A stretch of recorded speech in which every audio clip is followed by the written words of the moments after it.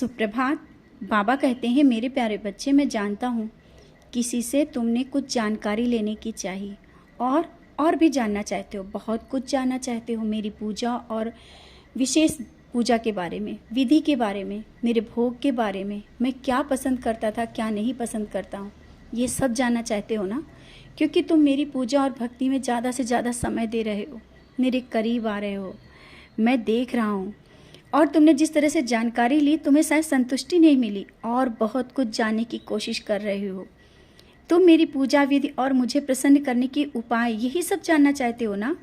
तुम मेरी पूजा कर रहे हो, फिर भी मन में प्रश्न चल रहे हैं, बहुत से प्रश्न चल रहे हैं, किस तरह से विशेष पूजा करें। और कुछ बच्चे तो अपनी मनोकामना और अपनी बात मुझ तक पहुंचाने के लिए विशेष पूजा करना चाहते हैं और जानकारी भी।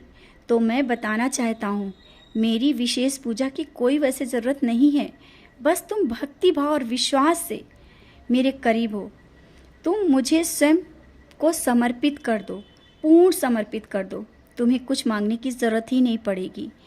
इसके बाद तो सब जिम्मेदारी मेरी है कि तुम्हें किस समय और क्या देना है। तुम मुझे पूर्ण समर्पित कर ही नहीं पा रहे हो, बस पूजा करते जा रहे हो। और अगर पूजा करने का समय नहीं मिल पाता है तो खुद को दोष देते हो।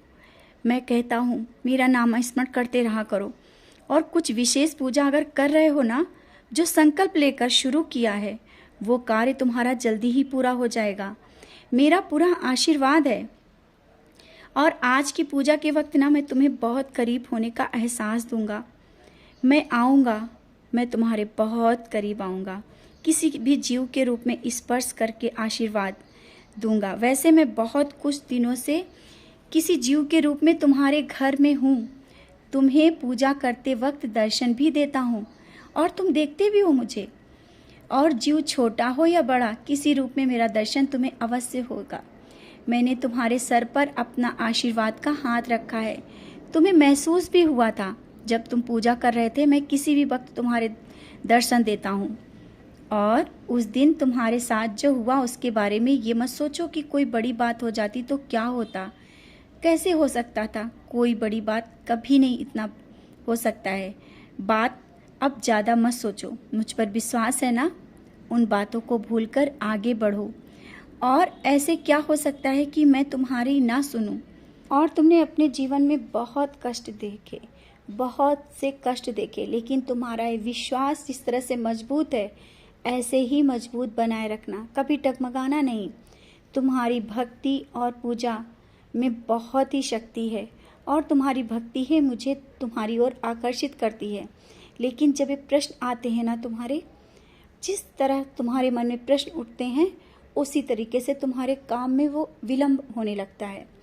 क्योंकि मैं देख रहा हूँ भक्ति अटूट है, विश्वास तुम्हारा डगमगाने लगता है। भक्ति कर रहे हो, विश्वास डगमगा रहा है। क्यों? क्या तुम्हें लगता है कार्य पूरा नहीं होगा या जो हो रहा है वो सही नहीं है? इस तरह से अपनी भक्ति को डगमगाने मत दो। और स्वप्न दर्शन की बोलते हो ना कि बाबा स्वप्न दर्शन दो, मैं तो तुम्हें स्वप्न दर्शन देता भी हूँ। मैंने कई बार तुम्हें स्वप्न दर्शन दे करके बहुत कुछ बताने की कोशिश की, लेकिन तुम भूल जाते हो। तुम्हें याद नहीं रहता कि तुम सारी रात स्वप्न में मेरे साथ थे और आज भी याद करने की कोशिश कर रहे हो। बच्चे, मैं स्वप्न दर्शन देकर मैं पूर्ण आशीर्वाद भी देता हूँ, तुम्हारे साथ रहता हूँ। ये मत सोचो कि तुम्हें मैं स्वप्न दर्शन नहीं दूंगा या नहीं देता हूँ।